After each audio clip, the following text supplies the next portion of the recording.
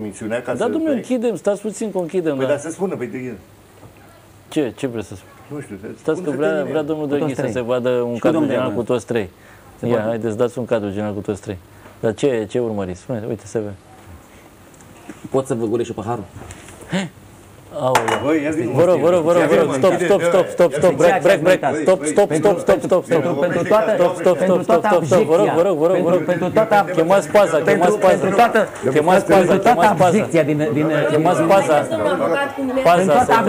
din emisiunea asta. Chemați paza, un infractor agresor, un infractor. Chemați paza, da. Da. Da. Acum și domnul Drăghi, dumneavoastră ați greșit că ați provocat totuși acest lucru. Nu trebuie să aruncați cu apa.